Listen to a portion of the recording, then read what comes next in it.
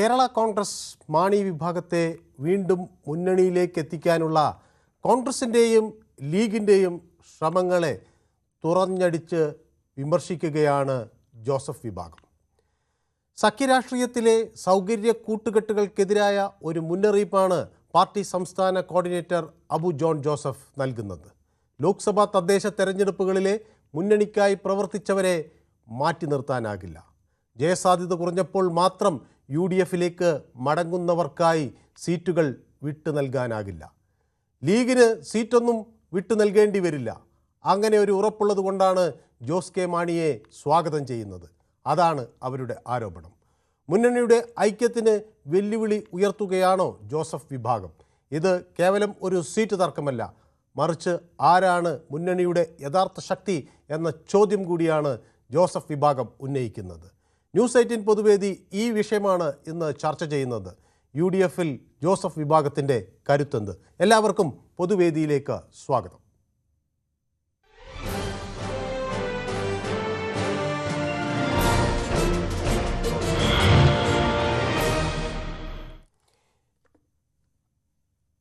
ഈ വിഷയത്തിൽ ഉള്ള ചില പ്രതികരണങ്ങൾ കേൾക്കാം. കോൺഗ്രസ് മാണിയും കേരള കോൺഗ്രസും ജോസഫും ഒരേ മുന്നണിയിൽ വരിക എന്നുള്ളതാണ്. അത് സാധ്യമാണോ അല്ലയോ? ഇപ്പോഴത്തെ രീതിയിൽ ഞാൻ ഇപ്പം അതിനൊരു പ്രായോഗികത ഞാൻ ബുദ്ധിമുട്ട് താങ്കൾ പറഞ്ഞു. അല്ല, പ്രായോഗികത ഇപ്പം പറയാം. ഈ വരുന്ന നിയമസഭാ തെരഞ്ഞെടുപ്പിൽ ജോസ് കെ മാണി വിഭാഗം ഈ പറയുന്ന UDFിലേക്ക് വന്നു കഴിഞ്ഞാൽ കോട്ടയം ജില്ല എടുക്കുക, ചങ്ങനാശ്ശേരിയിൽ അവരുടെ സിറ്റിംഗ് MLA, കാഞ്ഞിരപ്പള്ളിയിൽ അവരുടെ സിറ്റിംഗ് MLA, അതുപോലെ പൂഞ്ഞാറിൽ അവരുടെ സിറ്റിംഗ് MLA. അവിടെയൊക്കെ ഈ മുന്നണിക്ക് വേണ്ടി വെള്ളം കോരിയും വിറക് വെട്ടിയും നിന്ന ഒത്തിരി ആളുകൾ സ്ഥാനാർത്ഥികളാകാൻ വേണ്ടി റെഡിയായി നിൽക്കുക. ഇപ്പോഴത്തെ രീതിയിൽ ചങ്ങനാശ്ശേരിയും ഇടതുപക്ഷം തോറ്റുപോകും, ഈ പറയുന്ന കാഞ്ഞിരപ്പള്ളിയും ഇടതുപക്ഷം തോറ്റുപോകും, പൂഞ്ഞാറും തോറ്റുപോകും.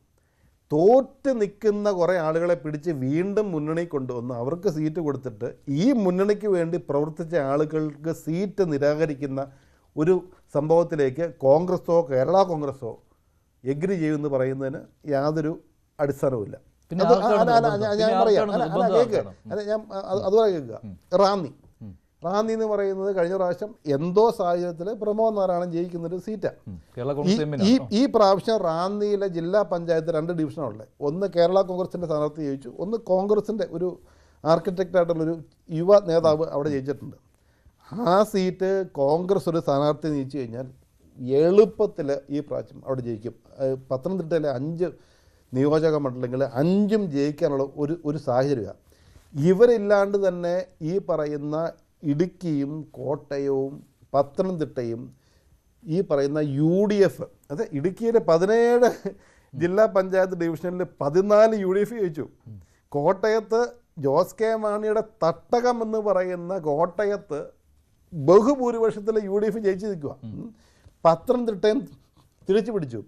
അവരുടെ ഈ പറയുന്ന അവരുടെ ഒരു സ്വാധീനമുള്ള ഈ മണ്ഡലങ്ങളിൽ അവരില്ലാണ്ട് തന്നെ ഈ ഒരു പൊളിറ്റിക്കൽ അഡ്വാൻറ്റേജ് UDFന് കിട്ടി എന്ന് പറയുമ്പോൾ അതാണ് ജോസ് കെ മാണിയുടെ വിഭാഗമില്ലാതെ പൊളിറ്റിക്കൽ അഡ്വാൻറ്റേജ് UDFനുണ്ട് എന്നാണ് അബു ജോസഫ് പറയുന്നത്.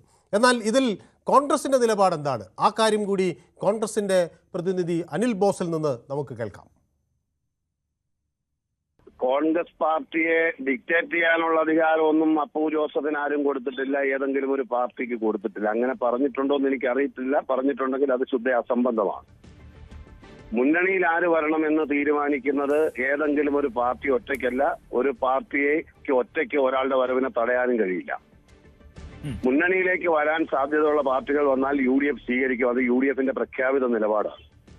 അതുകൊണ്ട് ആരും ഡിക്റ്റേറ്റ് ചെയ്താലൊന്നും UDF നേതൃത്വം അതിന് വഴങ്ങിയൊന്നും കൊടുക്കില്ല. അതുകൊണ്ട് അത്തരം പരാമർശങ്ങൾ ആരെങ്കിലും നടത്തിയാൽ അത് അംഗീകരിക്കില്ല. UDFന്റെ രാഷ്ട്രീയ സാധ്യതകൾക്ക് പങ്കാളിത്തം നൽകുന്ന ആരെയും ഞങ്ങൾ ഉൾക്കൊള്ളും. അതാണ് കോൺഗ്രസിൻ്റെ നിലപാട്. ഇത് മുന്നണിക്കകത്ത് ഒരു ഭിന്നതയ്ക്ക് വഴിവെക്കുന്നു എന്നാണ് എൻ്റെ ചോദ്യം.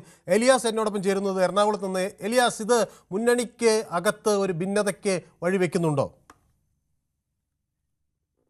ഞാൻ കുഞ്ഞു മുഹമ്മദിലേക്കും കൂടി പോവുകയാണ്, കോഴിക്കോട്. ശ്രീ കുഞ്ഞു മുഹമ്മദ്. ഓക്കെ, ബാലകൃഷ്ണൻ വടകര കേൾക്കാമോ? സാർ നമസ്കാരം. നമസ്കാരം. UDF-നകത്ത് ഒരു തർക്കം മുറുകുന്നതിന്റെ സൂചനകൾ അങ്ങേക്ക് കാണാനാകുമോ? കോൺഗ്രസിനകത്ത് തർക്കം തന്നെയാ സാർ, ആയിട്ടില്ല സാർ. ആ ബഹുമാനെ അനിൽ ബോസ് ഇപ്പൊ പറയുന്നത് കേട്ടു, ആരെങ്കിലും ഒരു തിട്ടൂരം വെച്ചാൽ അതിന് കോൺഗ്രസ് വഴങ്ങൂല. ആ അഞ്ചാം മന്ത്രി സ്ഥാനം വേണമെന്ന് പറഞ്ഞപ്പോൾ അവിടെ താക്കോൽ സ്ഥാനം കൊടുക്കാന്ന് പറഞ്ഞപ്പോൾ ആരാ കീഴടങ്ങിയത്? ഓക്കെ. അപ്പൊ അതുകൊണ്ട് ഇതിലൊന്നും യാതൊരു അർത്ഥവുമില്ല. UDF ഒരു കാരണവശാലും കേരളത്തിൽ അധികാരത്തിൽ വരുന്നില്ല. അവരുടെ ഭിന്നത പ്രശ്നങ്ങൾ തുടർന്നു കൊണ്ടേയിരിക്കും, യാതൊരു സംശയവും വേണ്ട. കോൺഗ്രസിന് ഇനി ഭാരതത്തിൽ കോൺഗ്രസ് മുക്ത ഭാരതം തന്നെയാണ് സംഭവിക്കാൻ പോകുന്നത്. കേരളത്തിന് ഭരണത്തിൽ വ്യക്തമാണ്. സജീവ് കുമാർ എന്നോടൊപ്പം ചേരുന്നത് കണ്ണൂരിൽ നിന്നാണ്. ശ്രീ സജീവ്, മാണി വിഭാഗത്തെ വെട്ടാൻ ജോസഫ് വിഭാഗത്തിന് കരുത്തുണ്ട് എന്നാണോ കരുതേണ്ടത്? ഞാൻ ഇങ്ങോട്ട് കാര്യം പറയട്ടെ. ആ ഒരു കൊല്ലായി ഇങ്ങളെ ഞാൻ വിളിക്കുന്നു, ആ നിങ്ങളെ കിട്ടലേ ഇല്ല. ഒരു കൊല്ലം ഇന്ന് ആദ്യമായിട്ട് അതാ ദൈവത്തിന് പോയി എന്നെ പോലും നിങ്ങൾ ഇപ്പോൾ നിലവിലുണ്ട്. അത് ശരി. ആ അപ്പൊ സജീവിന്റെ വീട് എവിടെയാണ്? കണ്ണൂരിൽ എവിടെയാണ്? കൂത്തറമ്പ്. ആഹാ. അപ്പോൾ ഒരു കൊല്ലമായുള്ള തുടർച്ചയായ ശ്രമത്തിന് ശേഷമാണ് പൊതുവേദിയിലേക്ക് വരുന്നത്. സ്വാഗതം സജീവ്. ഇത് വലിയ ഞങ്ങൾക്ക് ഇത്രയും ഒരു സന്തോഷം തരുന്നത്. അങ്ങ് ഒരു കൊല്ലം ശ്രമിച്ചിട്ട് കിട്ടാതിരുന്നിട്ടും വീണ്ടും തുടർന്നും ശ്രമിച്ചു എന്ന് അറിയുമ്പോൾ തന്നെ ഒരു സന്തോഷം. ആദ്യമായിട്ട് മനോട്ടാ ആ നിങ്ങളെ കാല് പിടിച്ചാൽ പറയാ. എന്താണ്? നിങ്ങളെ കാല് തൊട്ട് സത്യം പറയാം. ഒരു കൊല്ലം ഞാൻ ശ്രമിക്കും നിങ്ങളൊന്ന് കിട്ടാനിട്ട്. ഓ ശരി. ഏതായാലും ഇന്ന് കിട്ടിയല്ലോ. അപ്പൊ സജീവ് കൂത്തുപറമ്പ് എല്ലാണ് താമസം അല്ലേ? കൂത്തുപറമ്പ് മൗവേരി. അവിടെ എന്ത് ചെയ്യുന്നു? ഞാന് വീട്ടിൽ റെസ്റ്റാ. അത് ശരി. ഓ ഓക്കെ. ഏതായാലും സന്തോഷം. ഈ വരാനിരിക്കുന്ന രാഷ്ട്രീയത്തിൽ UDF-ന്റെ ഒരു ഭാവി എങ്ങനെയാണ് സജീവ് കാണുന്നത്? UDF-ന്റെ ഭാവി നിങ്ങള് അത് അല്ല, എനിക്കിപ്പോ ഞാൻ ഒരു ലജ്ജ കൊണ്ട് നിങ്ങൾ ഇന്ന് വിളിക്കാൻ കാരണം, മഞ്ജുഷ് ഒരു മഹാരഥ ഇമാതിരി ഒരു വൃത്തിയുടെ ചർച്ചക്ക് മെനക്കെട പാടില്ലേനു. ആണോ? അല്ല നിങ്ങളും അല്ല, നമ്മൾ UDF ഒരു തെരഞ്ഞെടുപ്പ് വരികയല്ലേ? അല്ല അതല്ല നമുക്കൊരു സ്റ്റാൻഡേർഡ് ഇല്ലേ, ഒരു നിലവാരമില്ലേ? നിലവാരത്തിന് ജോസഫ് വിഭാഗത്തിലെ വളരെ പ്രധാനപ്പെട്ട ഒരാളെയല്ലേ നമ്മൾ വിളിച്ചിരുത്തി ചർച്ച ചെയ്യുന്നത്. അത് മഞ്ജുഷു അപർണക്കുറിപ്പ് പോലത്തെ നിങ്ങളെ പോലത്തെ ആൾക്കാർ വരാൻ പാടില്ലേനു. അതെ ശരി. ആണോ? ഒരു നിലവാരം പോട്ടെ, നമ്മുടെ ചാനലിന്റെ നിലവാരമില്ലേ? ഞാൻ ഒരു കൊല്ലമായിട്ട് നിങ്ങളെ വിളിക്കുന്ന പറയുമ്പോ ഞാൻ നിങ്ങൾ എത്ര സ്ത്രീക്കുണ്ടാവും? അത് സന്തോഷം. ഓ അത് സന്തോഷം. എന്നാലും ഒരു ഘടകകക്ഷിയുടെ സംസ്ഥാന കോർഡിനേറ്റർ പറയുന്നു. ഞാൻ സജീവിന് ഒരു കാര്യം ഞാൻ ചോദിക്കട്ടെ. ഒരു ഘടകകക്ഷി മാണി പിന്നെ UDF-ലേക്ക് തിരിച്ചു വന്നാൽ അത് വലിയ വാർത്തയല്ലേ? എന്ത് വാർത്ത? അല്ലേ, അങ്ങനെ ഒരു സംഭവം ഇല്ലേ? കേരള കോൺഗ്രസ് മാണി വിഭാഗം അങ്ങനെ മനസ്സാറിന് അങ്ങനെ ഭീഷണിയുണ്ട്. അല്ല, എനിക്ക് തോന്നുന്നതല്ല, ഞാൻ ചോദിക്കുന്നത് വന്നില്ലെങ്കിലും അത് വാർത്തയല്ലേ? ഞാൻ മനുവാട്ടോട് ചോദിക്കുന്നത്, മനുവാട്ടോട് മാത്രം ഒറ്റ ചോദ്യം. ഈ കേരള കോൺഗ്രസ് മാണി ഗ്രൂപ്പ് തരിപ്പണായ സാധന ആണോ? അത് ശരി. പക്ഷെ അവര് ഇപ്പൊ LDF-ലെ നിങ്ങൾ മാത്രം ഞാൻ പറഞ്ഞില്ല. 19 എന്റെ 24, 20 എന്റെ മാതൃഭൂമി, 21 അത് ഞാൻ സമ്മതിച്ചു. ഞാൻ ചോദിക്കുന്നത് ഒരു മുന്നണി രാഷ്ട്രീയത്തിൽ ഇപ്പൊ ഇടത് മുന്നണിയിലെ ഒരു വലിയ ശക്തിയുള്ള ഒരു പാർട്ടിയല്ലേ, രണ്ടാമത്തെ വലിയ ശക്തിയായിരുന്നില്ലേ മാണി കോൺഗ്രസ്? എപ്പോ? ഈ കഴിഞ്ഞ കാലങ്ങളിൽ അവർക്ക് വലിയ ഒരു ശക്തി ഇല്ലേ? ഈ കഴിഞ്ഞ ലോക്കൽ തെരഞ്ഞെടുപ്പിൽ നിങ്ങൾക്ക് തരും. നിങ്ങൾ അന്നേക്കാട്ടി വിദ്യാഭ്യാസ വിവരമുള്ള ആൾക്കാരല്ല നിങ്ങൾ. അപ്പൊ അങ്ങ് പറയുന്നത് ഇവർക്കൊന്നും യാതൊരു സ്കോപ്പും ഇല്ല. അപ്പൊ കേരളത്തിൽ രാഷ്ട്രീയത്തിൽ ശരി ഞാൻ അങ്ങ് പറഞ്ഞ് സമ്മതിച്ചിട്ട് ഞാൻ ചോദിക്കുകയാണ്, കേരള രാഷ്ട്രീയത്തിൽ പിന്നെ ആർക്ക് സ്കോപ്പാണ് അങ്ങ് കാണുന്നത്? അല്ല, ഞാൻ പറയുന്നതിന് മറുപടി പറയും. LDF UDF-ന് ഒന്നും സ്കോപ്പ് കാണുന്നില്ലേ?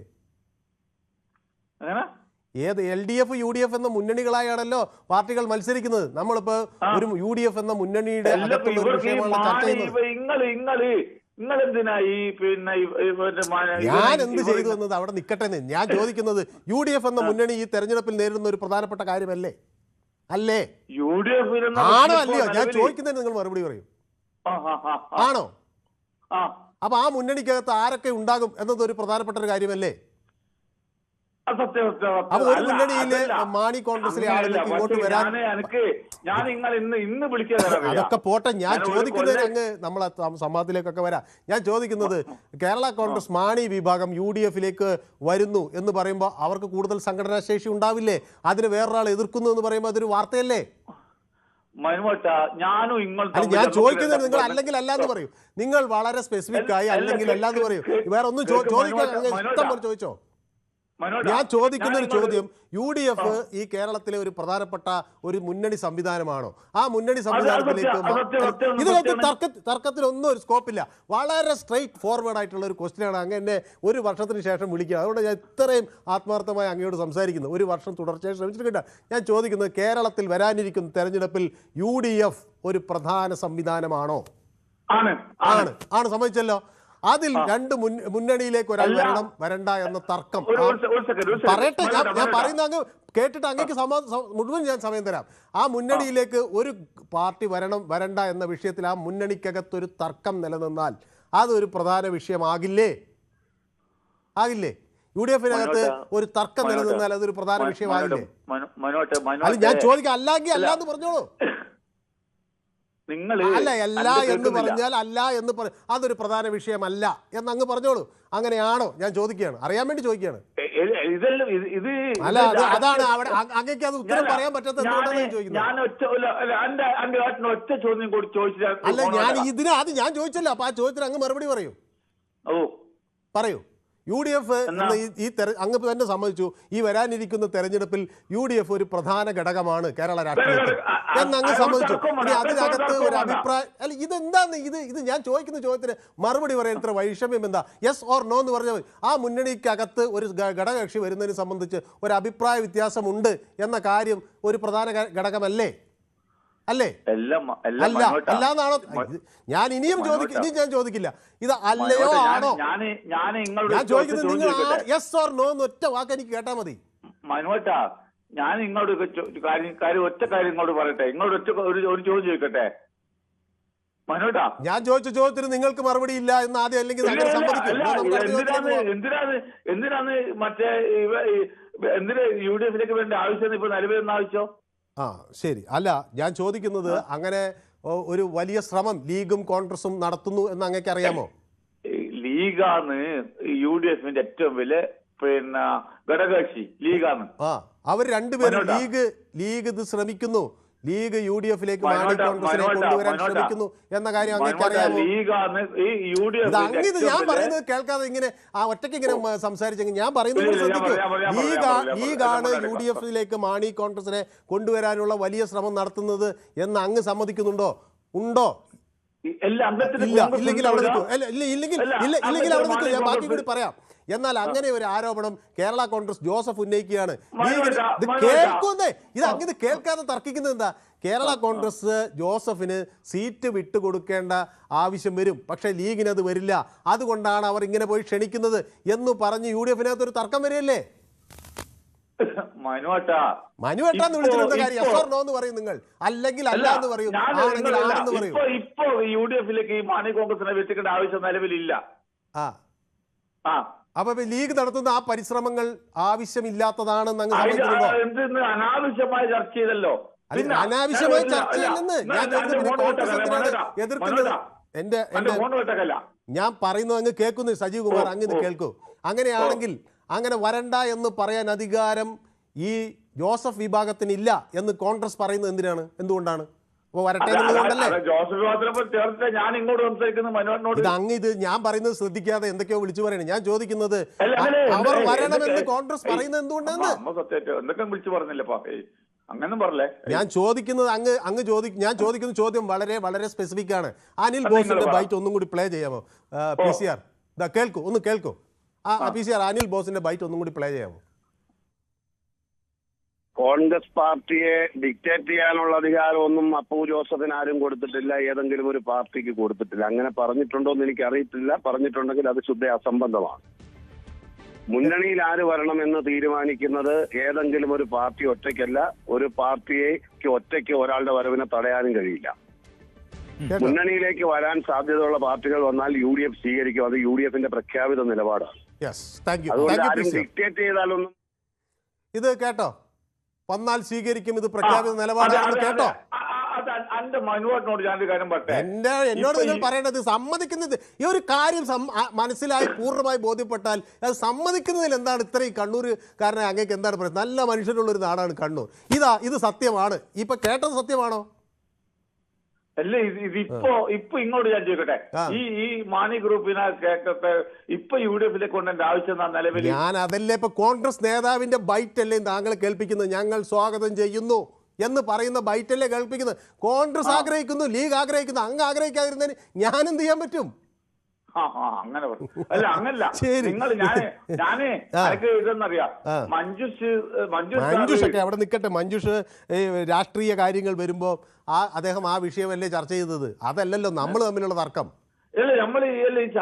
അങ്ങക്ക് ഒരു പക്ഷേ ഇത് പ്രധാനപ്പെട്ട ഒരു കാര്യമായിരിക്കില്ല. ഞാൻ ചോദിക്കുന്നത് അങ്ങ് ഏത് പാർട്ടിയാണ് പ്രധാനപ്പെട്ടതെന്ന് കരുതുന്നത് കേരളത്തിൽ ഇന്ന് നിലവിൽ UDF ആണ്. അങ്ങ് തന്നെ ഇത് രണ്ട് കാര്യം പറഞ്ഞാലോ? UDF ആണ് പ്രധാനപ്പെട്ടതെന്ന് പറയുന്നു. UDF പ്രധാന കക്ഷി ആരാ? ഇനി ഞാൻ അങ്ങയിലേക്ക് വരാം. അങ്ങ് പറഞ്ഞല്ലോ UDF ആണ് പ്രധാനപ്പെട്ടത്. നമ്മൾ മഞ്ജുഷൊക്കെ പോയി ഇത് കേൾക്കുന്ന ഈ തർക്കം. ഞാൻ ചോദിക്കുന്ന അങ്ങ് ഇത് വെറുതെ എന്തെങ്കിലും പറഞ്ഞിട്ട് കാര്യമില്ല. ഞാൻ ചോദിക്കുന്നതിന് അങ്ങ് മറുപടി പറഞ്ഞാൽ ഈ പ്രശ്നം തീരും. ഇത് കേൾക്കൂ. അങ്ങ് തന്നെ പറഞ്ഞല്ലോ UDF ആണ് അങ്ങയെ സംബന്ധിച്ചിടത്തോളം പ്രധാനപ്പെട്ട ഒരു രാഷ്ട്രീയ വിഷയമെന്ന് അങ്ങ് സമ്മതിച്ചല്ലോ. ഇനി ഞാൻ ചോദിക്കുകയാണ്, ആ UDF-നകത്ത് ഇങ്ങനെ ഒരു അഭിപ്രായ വ്യത്യാസമുണ്ടല്ലോ, അതൊരു പ്രധാന വിഷയമല്ലേ? പിന്നെ എങ്ങനെയാണ് അല്ലെന്ന് പറയുന്നത്? ഇത് നിങ്ങൾ ഉണ്ടാക്കിയ വിഷയമാണ്. ഞാൻ ഉണ്ടാക്കിയ വിഷയമാണോ? ഏതാ വിഷയം? ഈ മുന്നണി പ്രവേശനം അല്ലാണ്ട് മഞ്ജു സാറ് വന്നിട്ട് ഏതോ ഒരുത്തനെ വിളിച്ചിട്ട് ഇതാക്കിട്ട് അത് നാട്ടും പറയാതെ മഞ്ഞോട്ടും പറയാതെ അങ്ങക്ക് ഇത് മനസ്സിലായിട്ടില്ല എന്നാണ് ഞാൻ വിചാരിക്കുന്നത്. ശ്രീ സജീവ് കുമാർ, എനിക്ക് അങ്ങയോട് വലിയ സ്നേഹമാണ്. ഒരു വർഷം കഠിനമായി ശ്രമിച്ചിട്ട് ഒരു കാര്യം കൂടി പറയട്ടെ. നിങ്ങൾ ഒരു 100 കാര്യം പറഞ്ഞു ഞാൻ കേൾക്കാൻ തയ്യാറാണ്. പക്ഷെ ഞാൻ പറയുന്ന ഒരു കാര്യം പോലും മനസ്സിലാക്കുന്നില്ലല്ലോ. അല്ല, മനോട്ട് ഒറ്റ കാര്യം കൂടി പറയട്ടെ. രാജീവ് ചന്ദ്രശേഖർ പറഞ്ഞറിയാം, ഈ വരുന്ന തെരഞ്ഞെടുപ്പിൽ അതൊന്നും ഇവിടുത്തെ ചർച്ചാ വിഷയമല്ല. നമ്മൾ ഈ ടോപ്പിക്കിനകത്ത് നിന്ന് പുറത്തേക്ക് പോകാൻ ഞാൻ സമ്മതിക്കില്ല. ഇത് അങ്ങ് സമ്മതിച്ചാൽ അങ്ങ് ഇതിന് പുറത്തേക്കുള്ള കാര്യം ചർച്ച ചെയ്തോ. നമ്മളെ തർക്ക വിഷയം എന്താണ്? ആ തർക്ക വിഷയം നിൽക്കുമ്പോൾ അങ്ങ് രാജീവ് ചന്ദ്രശേഖരന്റെ ഒരു വിഷയമേ അല്ലെന്ന് ഇവിടെ നമ്മുടെ ചർച്ചയിലേ ഇല്ലാത്ത കാര്യമാണ്. അപ്പൊ അങ്ങ് അത് മാറ്റിക്കൊണ്ടുപോകാൻ ഞാൻ സമ്മതിക്കില്ല. ഞാൻ ചോദിക്കാം, അങ്ങ് തന്നെ സമ്മതിക്കുന്നു UDF ആണ് ഒരു പ്രധാന കേരള രാഷ്ട്രീയത്തിൽ ഇപ്പൊ UDF-ഉം LDF-ഉം ആണ് പ്രധാന വിഷയം. ആ UDF-നകത്ത് ഉള്ളൊരു കാര്യമാണ് ചർച്ച ചെയ്യുന്നത്. അപ്പൊ മഞ്ജുഷ് പോയി എന്തോ ചെറിയ കാര്യം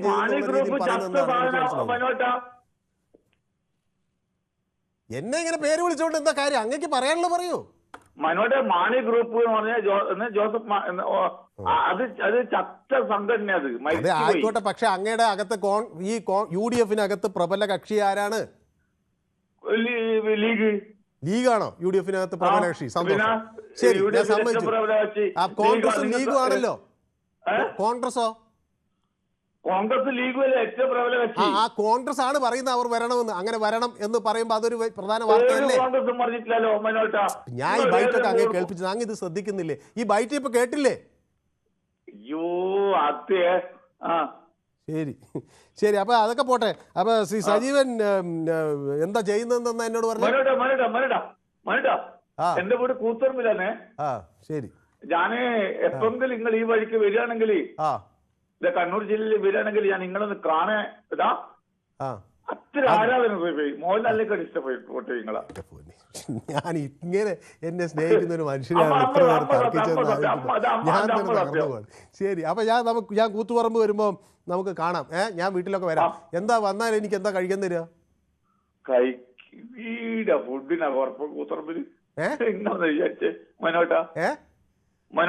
കഴിക്കാനൊന്നും തരില്ല.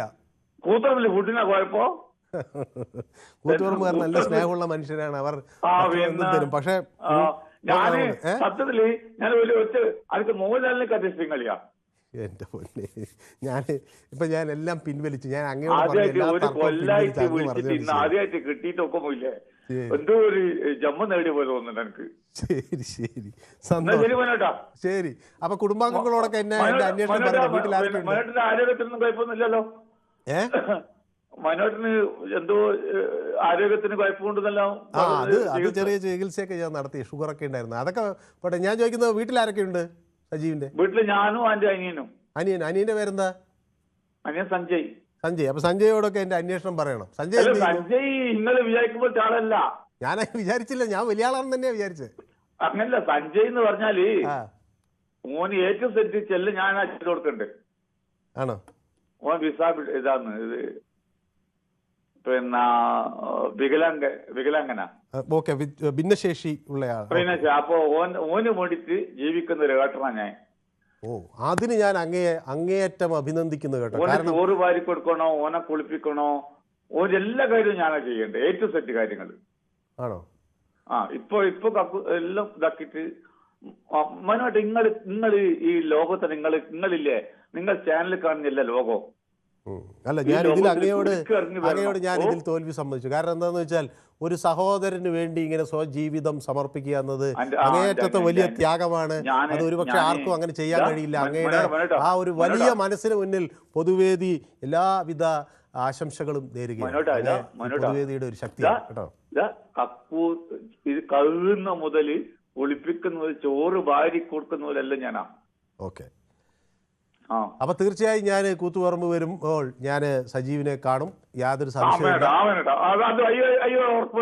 അപ്പൊ ഞാൻ വിചാരിച്ചത് ഒരു രാഷ്ട്രീയ എന്നുള്ളൊരു തർക്കമാക്കുന്ന, ഏതായാലും അതൊക്കെ ഞാൻ വിട്ടു. അപ്പോൾ ഞാൻ ചിലപ്പോൾ സംസാരിക്കുമ്പോൾ ഉറക്കെ സംസാരിക്കും. അത് ദേഷ്യപ്പെട്ടാന്ന് ചിലർ തെറ്റിദ്ധരിക്കും. അങ്ങനെയല്ല, നമ്മളെ ഇവർക്കാ കിരണാന്ന് പ്രഷർ കൂടുതൽ, ഇങ്ങൾക്ക് പ്രഷർ കുറവാ. കിരൺ ബാബു ഓർക്ക് ഇതൊന്ന് ഓറാന്ന് പ്രഷറിൽ വർത്താനം പറയുള്ളൂ. ശരി, ഓർക്ക് ദേഷ്യം വരും. ഓറെ കോമ്പൊക്കെ നമ്മളിത് വെക്കുന്നു. നിങ്ങളെപ്പോ ചിരിച്ചുകൊണ്ട് നല്ല സമയമായിട്ട് പെരുമാറും. ശരി, അപ്പൊ സഹോദരനോടും പറ്റുമെങ്കിലൊക്കെ എന്റെ അന്വേഷണമൊക്കെ പറയണം. ഓരോട് എന്ത് പറയേ പറഞ്ഞേക്കോ. എന്നാലും ഞങ്ങളുടെയൊക്കെ മനസ്സിൽ അയാളുണ്ട് കേട്ടോ. ശരി ശരി മനോട്ടോ. അപ്പൊ വളരെ സന്തോഷം വിളിച്ചതിലും. അല്ല, ഞാനിതാ 1.5 കൊല്ലത്തിന് എനിക്ക് കിട്ടി, അതുകൊണ്ട് വലിയ ഭാഗ്യോ. ശരി ശരി, എന്നെ വിളിക്കും കേട്ടോ. Okay, thank you.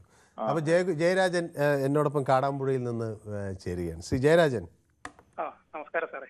നമസ്കാരം. ഈ ജയരാജന് ഈ UDF-നകത്തെ തർക്കമൊക്കെ കേൾക്കുമ്പോൾ സന്തോഷമാണോ അതോ വിഷമമാണോ തോന്നുന്നത്? വിഷമവുമില്ല, സന്തോഷമില്ല, ഒരു നിർജീവാവസ്ഥയിലാണ് സാർ. കാരണം എന്തോ ആയിക്കോട്ടെ, അവരെ തല്ലൂടുവോ അടിക്കുകയോ എന്തോ ചെയ്യട്ടെ എന്നാണ് അല്ലേ? ചെയ്യട്ടെ. കാരണം വെച്ചാല് എന്താ പറയാ, ഇപ്പം ഞാന് മലപ്പുറത്താണെങ്കിലും ഞാൻ ജനിച്ചും വളർന്നതും ഒക്കെ 10-20 വർഷം വരെ എന്റെ നാട് പാലയാണ്. എന്നോട് അന്ന് പറഞ്ഞിരുന്നു പാലയിലാണ്, അവിടെ ക്രിസ്മസിന് പോയില്ല എന്നൊക്കെ എന്നോട് പറഞ്ഞു. അതെ അതെ അതെ, എനിക്കൊരു ചെറിയ അസൗകര്യം സാറിനോട് പറഞ്ഞിരുന്നല്ലോ. പിന്നെ ഞാനതൊക്കെ ഓർക്കുന്നു. ഓക്കെ, സാറിന് എങ്ങനെയുണ്ട്? കുഴപ്പമൊന്നുമില്ല? അപ്പം ഇങ്ങനെ പോകുന്നു. അപ്പം പാലായുടെ രാഷ്ട്രീയത്തൊക്കെ നമുക്ക് നല്ല വ്യക്തമായിട്ട് അറിയാവുന്നതാണ്. അതെ അതെ. ജോസ് കെ മാണിയും അതുപോലെ മാണിസാർ എന്റെ അച്ഛന്റെ ഏറ്റവും വലിയൊരു സുഹൃത്തായിരുന്നു. എന്റെ അച്ഛൻ മരണപ്പെട്ടു പോയി. അച്ഛൻ ഇടതുപക്ഷമാണെങ്കിലും മാണിസാർ കേരള കോൺഗ്രസ് ആണല്ലോ. എങ്കിലും രാഷ്ട്രീയത്തിന് അതീതമായ വന്നു. അല്ല, ഞാൻ അച്ഛൻ മരിച്ചിട്ട് കുറെ ആയതാണ്. അപ്പം മാണിസാറിനെതിരെ ശക്തമായി നിലകൊണ്ട ആളായിരുന്നു എന്റെ അച്ഛന്. എന്റെ അച്ഛന് ഒരു കാധീനമായിരുന്നു, KR തങ്കപ്പൻ എന്ന് പറയും. അപ്പം രാഷ്ട്രീയത്തിൽ അവര് കീരിയും പമ്പ് പോലെയായിരുന്നു. പക്ഷെ മാണിസാർ ജയിച്ചു വരുമ്പോൾ ഫസ്റ്റില് ഇന്നത്തെ പോലെ മാലകളൊന്നുമില്ല. അന്ന് ചെമ്പരത്തി പൂണ്ട ഒരു മാലയാണ് അച്ഛൻ മാണിസാറിന് ഇട്ട് കൊടുത്തോണ്ടിരുന്നത്. അപ്പം അത്ര നല്ല വ്യക്തിബന്ധങ്ങൾ കാത്തു സൂക്ഷിച്ച ആളായിരുന്നു. അപ്പം കോട്ടയം ജില്ലയിലെ പ്രത്യേകിച്ച് ഞങ്ങളുടെ മണ്ഡലത്തിലെ അതൊക്കെ തീർച്ചയായിട്ടും നമുക്കറിയാൻ സാധിക്കും. മാണി കോൺഗ്രസ് സത്യമായിട്ടും നല്ലൊരു മറ്റേ ഇടതുപക്ഷത്തിന്റെ 3ാം സ്ഥാനത്ത് നിൽക്കുന്ന ഒരു പ്രബലമായ കക്ഷി തന്നെയാണ് സാറേ. അതിന് യാതൊരു വ്യത്യാസമൊന്നുമില്ല. അത്യാവശ്യം വോട്ട് ബേസും ഒക്കെ ഉള്ളതാണ്. നമുക്കറിയാലോ, ഈ തദ്ദേശ തെരഞ്ഞെടുപ്പിലൊക്കെ വെച്ചാണ് മിക്കവരും ഈ കോൺഗ്രസ്സുകാർ കണക്കൂട്ടുന്നത്. അതല്ലല്ലോ ശരിക്കും നിയമസഭാ ഇലക്ഷനിലേക്ക് വരുമ്പോ.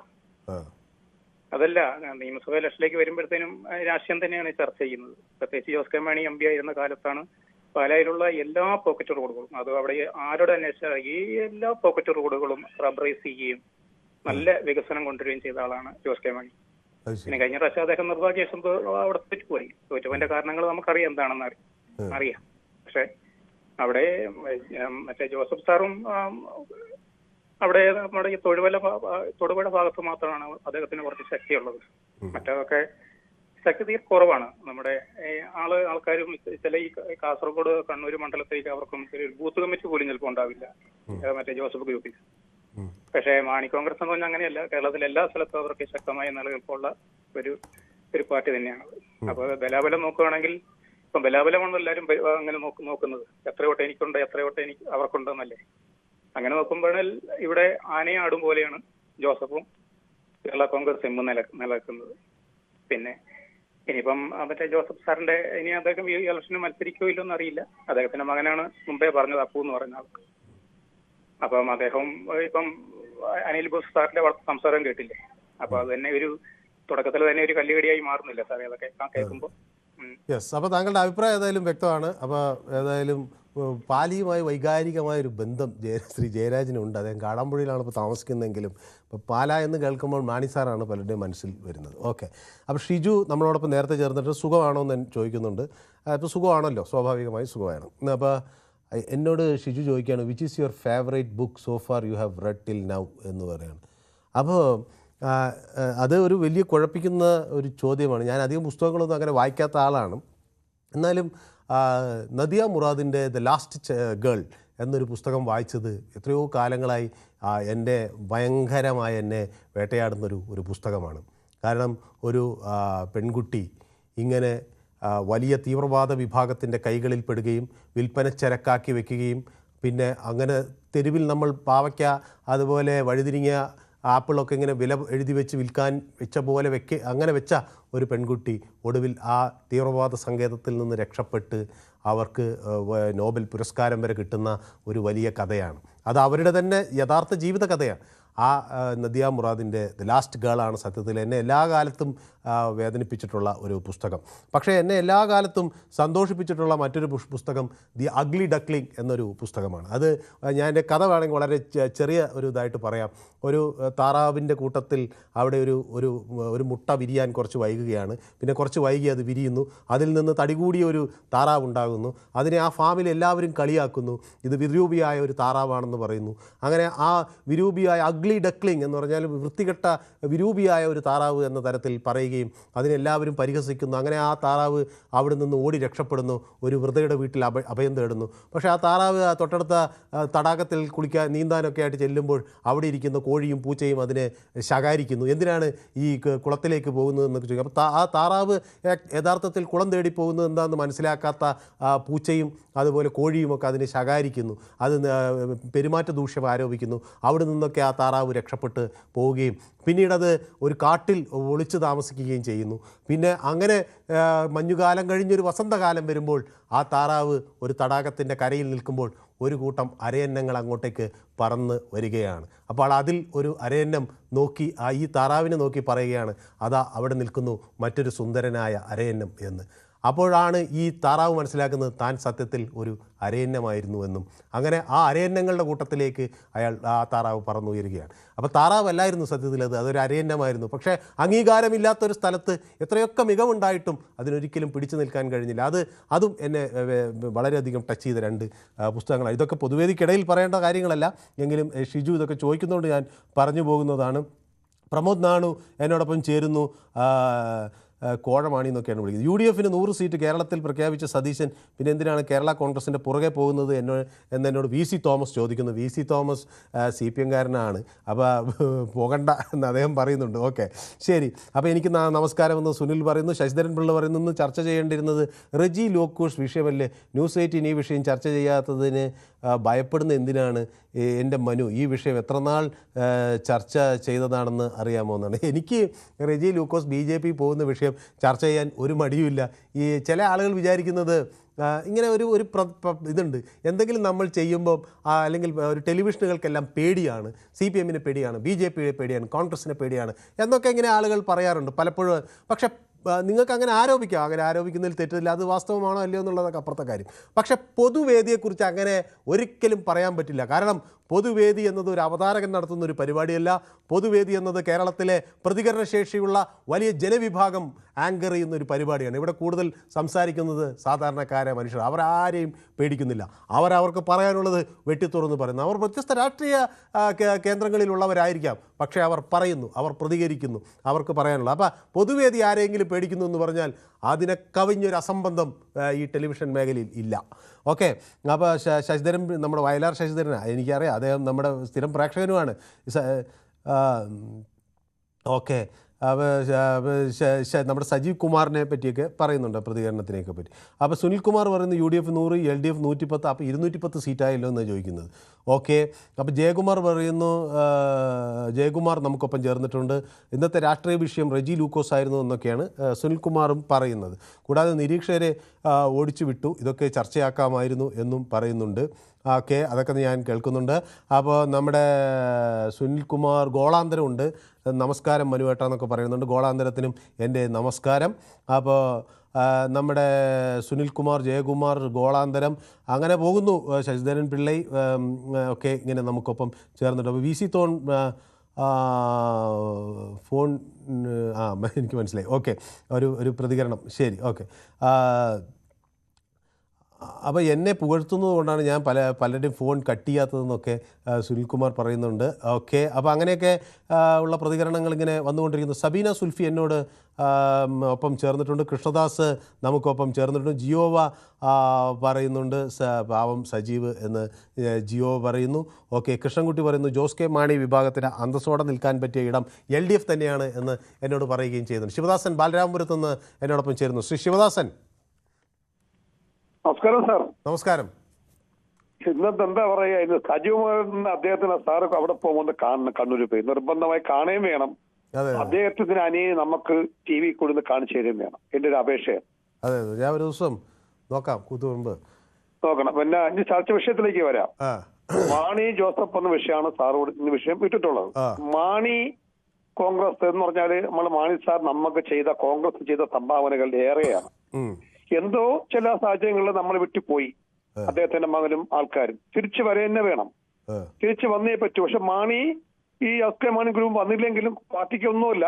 പക്ഷെ അതല്ല കോൺഗ്രസിന്റെ പാരമ്പര്യം. കോൺഗ്രസിന് അവർ വന്നേ പറ്റൂ എന്ന് പറയാൻ കാര്യം, നമ്മുടെ കുടുംബത്തിൽ ആളകന്നു മാറി നിന്നാൽ 9 വർഷക്കാലം 10 വർഷക്കാലം ഇനി അത് പറ്റത്തില്ല. വിളിക്കുന്നു, ഐശ്വര്യത്തോട് പോകും. കാരണം ഐശ്വര്യമായ ഒരു ഭരണം കേരളത്തിൽ വരാൻ പോവുകയാണ്. കാരണം ഞാൻ ഒരു കാര്യം പറയാം സാറേ, ഇതോട് കേൾക്കണം. തിരുവനന്തപുരം ജില്ലയില് ഓപ്പറേഷൻ തൂത്തുവാരി BJP എന്ന് പറഞ്ഞ് സമ്മതിക്കുന്നു. അതിന്റെ പ്രതികരണം തീർത്തത് കോൺഗ്രസിന്റെ കൂടെയുള്ളയോ CPM-ന്റെ കൂടെ ദേഷ്യമല്ല. അവര് ആര്യ രാജേന്ദ്രനും അവരുടെ ഭർത്താവും കാണിച്ച അഴിമതിക്കും ധിക്കാരത്തിലുള്ള മറുപടിയാണ്. ഒരു സീറ്റ് പോലും കേരളത്തിൽ ഇതാമര വരില്ല സാറേ, ഒരു സീറ്റ് പോലും. സാറ് കുറിച്ചിട്ടോ 87 സീറ്റ് കോൺഗ്രസ് ഇവിടെ വരും, ബാക്കി സീറ്റ് എല്ലാവരും കൊണ്ടുപോകും. ഇതാണ് എന്റെ വീണ്ടും പറയുന്നത്.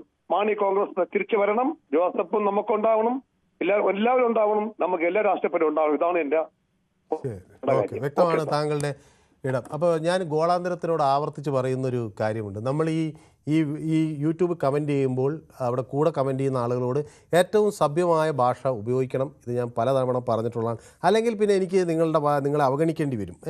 നമ്മൾ സ്നേഹമായിട്ട് പോവില്ല. അപ്പോൾ അതിനിടയിൽ ഈ ഒരു നിലവാരമില്ലാത്ത പ്രയോഗങ്ങൾ ശരിയല്ല. ഓക്കെ, അപ്പോൾ ജോസ് കെ മാണി വിഭാഗത്തെ പറ്റി പറയുന്നു. അപ്പോൾ സ്വർണ്ണലത എന്നോട് ഗൗതമിനെ കുറിച്ച് ചോദിക്കും. നമ്മുടെ ഗൗതം എവിടെ? ഞാനും ആലോചിക്കുകയാണ്. കാസർഗോഡ് നിന്ന് ഗൗതം വിളിച്ചിട്ട് കുറച്ച് ദിവസമായി. ഓക്കെ, ഉമേഷ് എന്നോടൊപ്പം ചേരുന്നത് പിന്നെ കോഴിക്കോട് നിന്നാണ്. ശ്രീ ഉമേഷ്, കേൾക്കാമോ? കേൾക്കാം. ശ്രീ ഉമേഷ് എന്ത് കരുതുന്നു? ഈ ജോസഫ് വിഭാഗത്തിന് വലിയ വിട്ടുവീഴ്ചകൾ ചെയ്യേണ്ടി വരുമെന്ന ആശങ്കയാണോ കോൺഗ്രസിലേക്ക് വരാൻ, മാണി വിഭാഗത്തെ വരാൻ അവർ സമ്മതിക്കാത്തതിന്റെ കാരണം? അതെ, അതൊരു വിഷയമാണ്. ഞാൻ മനസ്സിന് ഇന്നലെ അറിയാമല്ലോ. ഇന്നലെ വരെ ഞാൻ പറഞ്ഞിട്ടുണ്ട്, UDF സംവിധാനം ഇന്ന് പോകുന്ന ഒരു പ്രവർത്തന രീതിക്കനുസരിച്ച് മുൻപോട്ട് പോവുകയാണ്. നല്ല രീതിയിൽ 100 സീറ്റിലധികം വിജയിച്ച് നേടാനാവും എന്നൊക്കെ പറഞ്ഞ ഒരാളാണ് ഞാൻ. ഈ മാണി സാർ ഉള്ള കാലഘട്ടത്തിൽ, അതായത് UDF-ന്റെ ഘടകകക്ഷികളിൽ മുഖ്യ ഘടകകക്ഷിയായിരുന്നു മാണി സാറിനെ കോഴമാണി എന്നൊക്കെ വിളിച്ച് ഏറ്റവും ഈ ജോസഫ് കെ മാണി നമ്മളിൽ നിന്ന് അടർന്ന് എന്തെങ്കിലുമൊക്കെ നേടാമെന്ന് കരുതി പോയൊരു പ്രബല കക്ഷി, നമ്മളിൽ നിന്ന് അടർന്നുപോയ ഒരു പ്രബല കക്ഷിയാണ് മാണി ഗ്രൂപ്പ്. എന്നിട്ട് അവർ എന്ത് നേടി? കോൺഗ്രസിൽ നിന്ന് അടർന്നു പോയവരൊക്കെ തന്നെ ഇക്കാലത്ത് തിരിച്ചു വന്ന ചരിത്രമേ ഉള്ളൂ. ഇത് വന്നാൽ നല്ലത്, പക്ഷെ വരുന്നത് ഇന്ന് പോകുന്ന മുന്നണി പ്രവർത്തന രീതിക്ക് ക്ഷതമേൽക്കും വിധം ആവരുത് എന്ന് മാത്രമേ എനിക്ക് പറയാനുള്ളൂ. പിന്നെ അത് ഇന്നത്തെ പ്രവർത്തന രീതിക്ക് ഇന്ന് അതായത് UDF നല്ല മുൻതൂക്കം നൽകുന്നതിന് ക്ഷതമേൽക്കും വിധം ആവരുത് എന്നേ എനിക്ക് പറയാനുള്ളൂ. നമ്മളെ ഇത് കേൾക്കുന്ന നമ്മളെ UDF നേതാക്കന്മാർ അടക്കം മനസ്സിലാക്കേണ്ട ഒരു കാര്യമാണ്. ഇന്ന് അതായത് ഞാൻ ഇന്നത്തെ രീതിക്ക് ക്ഷതമേൽക്കരുത് മാത്രമേ പറയാനുള്ളൂ. പിന്നെ എനിക്ക് അതിനിടയ്ക്ക് ഞാൻ മുൻപ് വിളിച്ച കൂത്തുപറമ്പുകാരനെ കുറിച്ച് നല്ലൊരു മതിപ്പ് തോന്നുന്നു, അദ്ദേഹത്തിനെ കുറിച്ചും. അതേപോലെ തന്നെ മാധ്യമ ലോകത്തിലെ മോഹൻലാലായ താങ്കൾക്കും എന്റെ അഭിനന്ദനങ്ങൾ. ഇത് മോഹൻലാൽ അറിയരുത് അങ്ങ് ഇങ്ങനെ ആളുകൾ പറയുന്നത്. ശരി, ഓക്കെ. ഏതായാലും വളരെ നന്ദി ശ്രീ ഉമേഷ് കോഴിക്കോട് നിന്നാണ് വിളിച്ചത്. അപ്പോൾ ഷാജി എന്നോടൊപ്പം ചേരുന്നത് പത്തനംതിട്ടയിൽ നിന്നാണ്. ഷാജി. ഹലോ, നമസ്കാരം സാറേ. ശ്രീ ഷാജി എന്ത് കരുതുന്നു? വെള്ളം കോരിയവരും വിറക് വെട്ടിയവരും അധികാരം കിട്ടുമ്പോൾ വഴിമാറിപ്പോകേണ്ട അവസ്ഥയാണോ UDF വരാൻ പോകുന്നു ഷാജി? അത് ഒരിക്കലും ഇല്ല സാറേ, അങ്ങനെയൊന്നും സംഭവിക്കില്ല. നമ്മൾ ഈ കോൺഗ്രസിന്റെ തട്ടകമാണ് ഈ പാല എന്ന് പറയുന്നത്. KM മാണിയുടെ മോന് LDP പോയത് കൊണ്ട് പുള്ളി സ്ഥാനാർത്ഥിയായിട്ട് ഇപ്പം നിന്നാലും ജയിക്കാൻ പോകുന്നില്ല. ഉണ്ടയില്ലാത്ത തോക്ക് പോലായി പോവും. നനഞ്ഞ പടക്കമാണ് പുള്ളി ഇപ്പൊ. കാരണം ഒരു രക്ഷയില്ല, അവിടെ നിന്ന് കഴിഞ്ഞാൽ എന്തായാലും ജയിക്കാൻ പോകുന്നില്ല. കാരണം കഴിഞ്ഞ തെരഞ്ഞെടുപ്പൊക്കെ നമ്മൾ വളരെ ശ്രദ്ധയോടെ കണ്ട സംഭവം. അതുകൊണ്ട് പുള്ളിക്ക് തിരിച്ചു വരാൻ പറ്റുമെങ്കിൽ തിരിച്ചു വരുന്നതായിരിക്കും നല്ലത്. എന്നിട്ട് സ്ഥാനാർത്ഥിയായിട്ട് നിൽക്കുവാണെങ്കിൽ 100% ജയിക്കും. ഓക്കെ, വ്യക്തമാണ് നമ്മുടെ താങ്കളുടെ അഭിപ്രായം. അപ്പം നമ്മുടെ സബീന സുൽഫി മെസ്സേജ് അയക്കുന്നു. അപ്പോൾ ഇതിലൊരു നമ്മുടെ യൂട്യൂബിൽ ഒരു കമൻറ്റ് ബോക്സിലൊരു തർക്കം നടക്കുകയാണ് നല്ല ഭാഷ ഉപയോഗിക്കുന്നതിനെ സംബന്ധിച്ച്. അപ്പോൾ ശ്രീമതി സബീന സുൽഫി എന്നോട് പറയുന്നത് mutual respect is the beauty of this programme എന്നാണ്. അതെ, അപ്പം നമുക്ക് we want to maintain that beauty. എല്ലാവരുടെ ഭാഗത്തുനിന്നും ആ ഒരു കൂട്ടായ ശ്രമം ഉണ്ടാകണം. എല്ലാവർക്കും അവരുടെ അഭിപ്രായങ്ങൾ പറയാനും അത് കൃത്യമായി പറയാനും ഒക്കെ കഴിയുന്നൊരു ഇടമാകണം പൊതുവേദി. അപ്പോൾ സഭ്യമായ ഭാഷയും കളിയാക്കുന്നതൊക്കെ നമുക്ക് ഒരു അവർക്ക് കൂടി ഒരു താല്പര്യം തോന്നും, സന്തോഷം തോന്നുന്ന വിധത്തിലൊക്കെ കളിയാക്കാം. അല്ലാതെ ഒരാളെ അങ്ങ് വല്ലാതെ മോശമായി പറയുന്നതൊന്നും ശരിയായ ഒരു രീതിയല്ല എന്നാണ് എനിക്ക് പറയാനുള്ളത്. അപ്പോൾ എന്നോട് ചോദിക്കുന്നത് ഇഫ് മനു ഈസ് മോഹൻലാൽ, മറ്റേ MG രേണുക വിജയശാന്തിയായും പ്രഖ്യാപിക്കണം. ശരി, okay, thank you so much. അപ്പോൾ ഇതാണ്. അപ്പോൾ എനിക്കൊരു ചെറിയ ഇടവേള അനിവാര്യമായി വരികയാണ്. ഞാനൊരു ചെറിയ ഇടവേള എടുത്തിട്ട് ഞാൻ പെട്ടെന്ന് മടങ്ങി വരാം. Short break.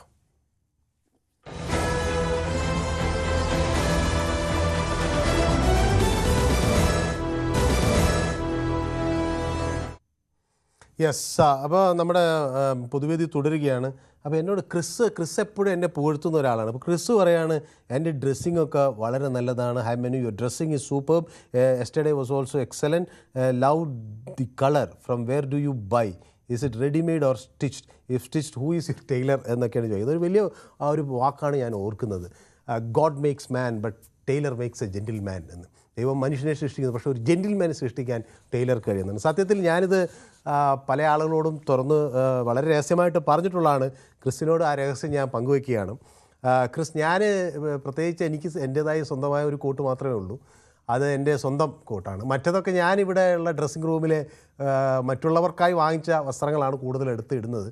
ചിലത് എനിക്ക് പാകമാണോ നോക്കി ഞാൻ എടുത്തിടുകയാണ്. അല്ലാതെ ഇത് പ്രത്യേകിച്ച് ഞാനൊരു ഒരു ടൈലറെ വെച്ചോ അല്ലെങ്കിൽ ഒരു സ്ഥലത്ത് പോയി വാങ്ങിച്ചോ അല്ല. അപ്പോൾ ഇവിടെ നമ്മുടെ ഓഫീസിൻ്റെ വാൾഡ്രോബിലുള്ള ഡ്രസ്സുകളിൽ എനിക്ക് പാകമാകുന്നത് ഞാൻ എടുത്തിടുന്നത്. അത് പക്ഷേ ആരും എന്നോട് തട്ടിക്കയറാത്തതോ ചോദിക്കാത്തതുകൊണ്ട് ഞാൻ അങ്ങനെ പോകുന്നു. ഓക്കെ, അപ്പോൾ ഗോളാന്തരം ചില മറുപടിയൊക്കെ ആയിട്ട് വന്നിട്ടുണ്ട്. ഇതൊക്കെ ആദ്യം ചൊറിഞ്ഞു തുടങ്ങിയത്. അപ്പോൾ ഞാൻ തിരിച്ചു പറയാൻ തുടങ്ങി.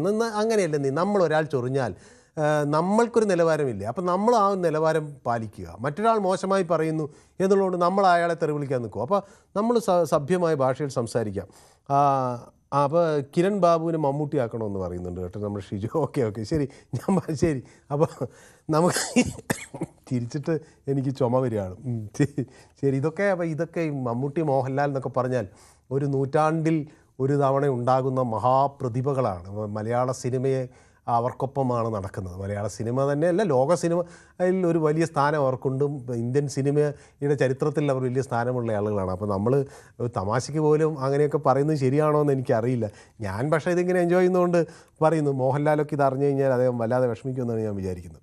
അപ്പോൾ ഏതായാലും കെ ആർ കെ ജോർജ് എന്നോട് പറയുന്നത് ക്രിസ് ഈസ് റൈറ്റ്, ഡ്രസ്സിങ് സൂപ്പറാണെന്ന് എന്നോട് പറയുന്നു. ശരി, താങ്ക് യു സോ മച്ച്. അപ്പോൾ ഗോളാന്തരം ഒടുവിൽ ഞാൻ പറഞ്ഞ് സമ്മതിച്ചിട്ടുണ്ട്. താങ്ക് യു സോ മച്ച് ഗോളാന്തരം. അപ്പോൾ നമുക്ക് നല്ലൊരു പ്രതലമായി പൊതുവേദിയെ കൊണ്ടുപോകണം. മൊയ്തീൻ കുഞ്ഞ് കായംകുളത്തുനിന്ന്. മൊയ്തീൻ കുഞ്ഞ് കുറേ ആയല്ലോ പൊതുവേദിയിലേക്ക് വിളിച്ചിട്ട്. നമസ്കാരം. മനു, എന്ത് പറ്റി? ഞാൻ സുഖമില്ലാതെ ആയിപ്പോയി. ആണോ? അടുപ്പിച്ച് ഒരാഴ്ചക്ക് ഉള്ളിൽ 2 അറ്റാക്കൊക്കെ വന്നു. എൻ്റെ അമ്മേ, എന്നിട്ടോ? എല്ലാം മാറി. അത് കഴിഞ്ഞ് പിന്നെ വീണ്ടും അടുത്തതിലോട്ട് കയറി വന്നപ്പോഴത്തേക്ക് പോയി ആൻജിയോപ്ലാസ്റ്റി നടത്തി 2 ബ്ലോക്ക് ഉണ്ടായിരുന്നു. അതൊക്കെ എടുത്ത് കളഞ്ഞ് 2 മാസം കഴിഞ്ഞ് ഞാൻ ഇതിന്റെ ഇടയ്ക്ക് ഒരു ദിവസം വിളിച്ചമ്മ. അന്ന് കിരണായിരുന്നു. അങ്ങനെ റെസ്റ്റിലൊക്കെ ഇരിക്കുകയാണ്. ഇപ്പൊ എങ്ങനെ ബെഡ് റെസ്റ്റ് ആണോ? ഇപ്പൊ എങ്ങനെ ആരോഗ്യം എങ്ങനെയുണ്ട്? കുഴപ്പമില്ല. BP, ഷുഗർ അങ്ങനെയുള്ള കാര്യങ്ങളൊന്നും പ്രശ്നമൊന്നുമില്ലല്ലോ? ഉണ്ടായിരുന്നു. അങ്ങനെ തുടക്കം അങ്ങനെ മരുന്ന് കഴിച്ചാൽ ഇത്രയും പച്ചക്കരായിപ്പോയെ. ആണോ? ഓഹോ, കുഴപ്പമില്ല. ഇപ്പൊ എല്ലാം നോർമലായി. അപ്പൊ സഹായത്തിനൊക്കെ ആരുണ്ട് വീട്ടില്? വീട്ടിൽ ഭാര്യയുണ്ട്, ഭാര്യയും മക്കളും സഹായിക്കുന്നുണ്ട്. അപ്പോൾ കുഴപ്പമൊന്നുമില്ല. അപ്പോൾ അവിടെ അവർക്കത് നോക്കാനൊക്കെ പറ്റുന്നുണ്ട് അല്ലേ? അപ്പോൾ ആശുപത്രിയിൽ 2 മാസം കിടക്കേണ്ടി വന്നു അല്ലേ? ഇല്ല, ആശുപത്രി 2 മാസം കിടന്നില്ല, 10 ദിവസമേ കിടന്നുള്ളൂ. 10 ദിവസം. ബാക്കി വീട്ടിലാണ് വിശ്രമിക്കേണ്ടി വന്നത്. ഓക്കെ. ഇപ്പൊ മരുന്ന് ശരിക്കും മരുന്നുണ്ട്, 10-30 ഗുളികയുണ്ട് ഒരു ദിവസം. അപ്പോൾ ഊണ് കഴിക്കുന്നതിന് പകരം ഗുളികകൾ കഴിക്കുകയാണ്. അതെ 30 ഗുളിക എന്ന് പറഞ്ഞാൽ ഞാൻ ഞെട്ടിപ്പോ. അതെ, 3 നേരം കൂടെ. സത്യമാണ്. 30-35 പരമാവധി അസുഖത്തിനും വേണ്ടി 6 മാസമാണ് പറഞ്ഞേക്കുന്നേ. അപ്പം കാര്യത്തിലോട്ട് വരട്ടെ. ഇനിയിപ്പോ ജോസ് കെ മാണി ഞങ്ങളുടെ കൂടെ വരേണ്ട കാര്യങ്ങളില്ല. കാരണം എന്താണെന്ന് വെച്ചാൽ ഇപ്പം ഈ ഇലക്ഷൻ കൂടെ കഴിയുന്ന ജോസ് കെ മാണി മാത്രമാകും. പറയാൻ മനസ്സിലായോ? ഇനി കോൺഗ്രസിലോട്ട് വരണ്ട. കോൺഗ്രസ് വാതിൽ തുറന്നിട്ട് കൊടുത്തിരുന്നതാ. അന്നേരമൊക്കെ വരാമായിരുന്നു. ഇപ്പൊ ഈ കഴിഞ്ഞ ഈ വാർഡ് തെരഞ്ഞെടുപ്പ് വന്നിട്ട് എന്തോ അവർക്ക് ഫലമുണ്ടായി? ഒരു ഫലമില്ലല്ലോ. അണികളെല്ലാം പോയി, പാർട്ടിയിൽ നിന്ന് അണികളെല്ലാം പോയി. ഇത് ഈ ഇലക്ഷനും കൂടെ കഴിയുന്ന ബാക്കിയുള്ളവരും കൂടെ നഷ്ടപ്പെടും. പിന്നെ ലാസ്റ്റ് വരുമ്പം ജോസ് കെ മാണി മാത്രമാകും 2 കൊണ്ട്. അതാണ് അവസ്ഥ. അപ്പോൾ വരണ്ട, അവര് അവിടെ തന്നെ നിന്നോട്ടെ. ഇനിയിപ്പോ ഇങ്ങോട്ട് ആവശ്യമില്ല. അല്ലാതെ തന്നെ UDF ജയിക്കാൻ കഴിയുമെന്നാണ് പറയുന്നത്. ഓക്കെ. ജോസ് കെ മാണിയുടെ സീറ്റ് ഇല്ലാതെ ജയിക്കാം. ഞങ്ങള് തീർച്ചയായിട്ടും മനു ഈ പ്രാവശ്യം ഈ നിയമസഭാ തെരഞ്ഞെടുപ്പിൽ 76 സീറ്റിൽ കുറയാതെ UDF പിടിക്കും. യാതൊരു തർക്കവും അതിന് വരുന്നില്ല. 76 സീറ്റിൽ കുറയാതെ. അല്ലാതെ 100-ന് മേളിലും ഒന്നും കിട്ടത്തൊന്നുമില്ല. അത് ആരും പ്രതീക്ഷിക്കണ്ട. ഒരു പാർട്ടിയും പ്രതീക്ഷിക്കണ്ട 100 സീറ്റൊക്കെ. 76 സീറ്റ് പിടിച്ച് ഞങ്ങള് അധികാരത്തിൽ കയറിയിരിക്കും. അപ്പോൾ എന്തായാലും നമുക്ക് തെരഞ്ഞെടുപ്പ് കഴിയുമ്പോൾ ഞാൻ ഇവിടെ എഴുതി വെച്ചിട്ടുണ്ട്. നമുക്കിതൊന്ന് വിശകലനം ചെയ്യണം. അപ്പോൾ എന്ത് സംഭവിച്ചു, അങ്ങയുടെ പ്രവചനം എത്ര കറക്റ്റായി എന്നാണ് ഞാനൊന്ന് വിളിക്കാം. ഓക്കെ. 4 സീറ്റ് BJP പിടിക്കും. 4 സീറ്റ് BJP. ഓക്കെ, വ്യക്തമാണ്. അങ്ങയുടെ അഭിപ്രായം കൃത്യമാണ്. അപ്പോൾ നമ്മുടെ രവീന്ദ്രൻ കാഞ്ഞിരപ്പള്ളിയിൽ നിന്ന് ചേരുന്നുണ്ട്. ശ്രീ രവീന്ദ്രൻ കാഞ്ഞിരപ്പള്ളിക്കാരനാണ്. അപ്പോൾ എല്ലാ ആളുകൾക്കൊക്കെ അവിടുത്തെ ഒരു ജോസ് കെ മാണി രാഷ്ട്രീയത്തിൻ്റെയൊക്കെ മുഴുവൻ ചിത്രം അറിയാം. ശ്രീ രവീന്ദ്രൻ, ഇത് ജോസ് കെ മാണി LDF വിടുമോ? ശ്രീ രവീന്ദ്രൻ, ജോസ് കെ മാണി LDF വിടുമെന്ന് ചോദിച്ചാൽ ഇത് ലീഗിന്റെ ഒരു കളിയാണ്. ആണോ? കാരണം എന്താണെന്ന് വെച്ചാൽ ഇപ്പൊ ജോസ് കെ മാണി അങ്ങോട്ട് എങ്ങനെയെങ്കിലും വന്നാൽ ലീഗിന് 1-2 സീറ്റ് നിലവിൽ നഷ്ടപ്പെടുത്തുള്ളൂ. അത് വിട്ടുകൊടുക്കും. UDF ഒരുപാട് സീറ്റുകൾ നഷ്ടപ്പെടും. ജോസ് കെ മാണി ഇപ്പൊ അങ്ങോട്ട് വരുവാണ്. എങ്ങനെയെങ്കിലും വന്നു കഴിഞ്ഞാൽ കൊണ്ടുവരുവാണെങ്കിൽ UDF ഒരു പണി കൊടുക്കാറില്ല. അത് പണി എന്ന് പറഞ്ഞാൽ അതിന്റെ കാര്യം എന്താ വെച്ചാൽ ഈ UDF കുറച്ച് സീറ്റുകൾ വിട്ടുകൊടുത്തു കഴിയുമ്പോഴേക്കും UDF ഒരുപാട് സീറ്റുകൾ നഷ്ടം വരികയും ചെയ്യും. ജോസ് കെ മാണിക്ക് UDF അത് ചിന്നിപ്പോവും. അപ്പൊ അവിടെ ഒറ്റക്കക്ഷി വരുന്നത് ലീഗായിട്ട് ഒറ്റക്കക്ഷി വരും. UDF വിഴുങ്ങുക തന്നെയാണ്. UDF വിഴുങ്ങാനുള്ള ഒരു പരിപാടിയാണ് ഇപ്പൊ ലീഗ് ശ്രമിച്ചുകൊണ്ടിരിക്കുന്നത്. അതിന്റെ ഒരു ഭാഗമായിട്ടുള്ള ഒരു പരിപാടിയാണ് ഈ ജോസ് കെ മാണിയെ ഇപ്പൊ പൊക്കിക്കൊണ്ടുവരാൻ വേണ്ടി ലീഗ് ശ്രമിച്ചുകൊണ്ടിരിക്കുന്നത്. പിന്നെ ശശീന്ദ്രനോട് ഞാൻ വെല്ലുവിളി ശശീന്ദ്രൻ ഏറ്റെടുക്കുന്നു. ഒരു സീറ്റെങ്കിലും BJP കേരളത്തിൽ പിടിക്കുകയാണെങ്കിൽ ശശീന്ദ്രൻ പൊതുവേദിയിൽ മാപ്പ് പറയണം. പൊതുവെ മാപ്പ് പറയണം.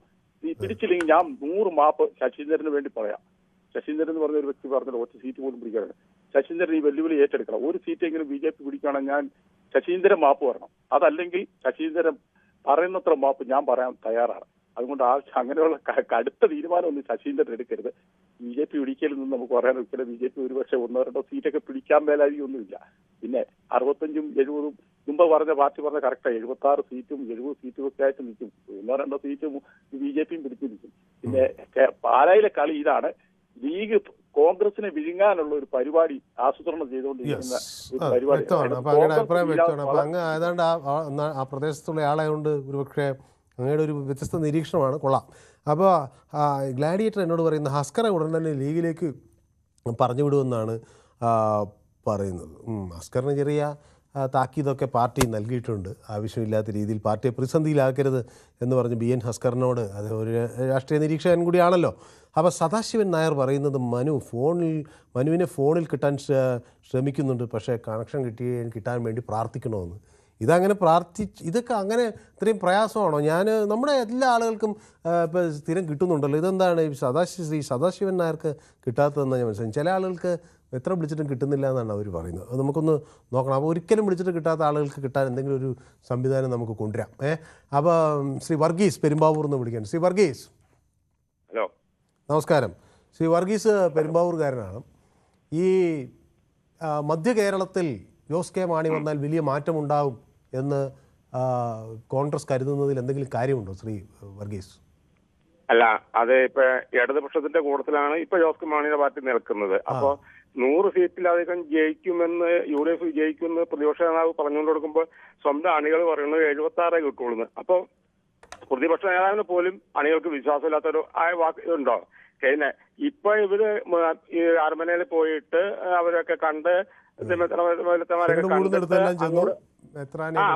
അങ്ങോട്ട് ചാടിക്കാൻ നോക്കുന്നു. അങ്ങോട്ട് ചോദിക്കാൻ ചെല്ലുമ്പോൾ ഇപ്പോഴേ ഇവരിവിടെ പറഞ്ഞു തുടങ്ങിയപ്പോഴേക്കും തമ്മിലടിയായി കഴിഞ്ഞാൽ ഇവർക്കൊക്കെ അധികാരം കിട്ടിയ 5 വർഷം തമ്മിലടിച്ച് തീർക്കും. വെറുതെ കളയില്ലേ?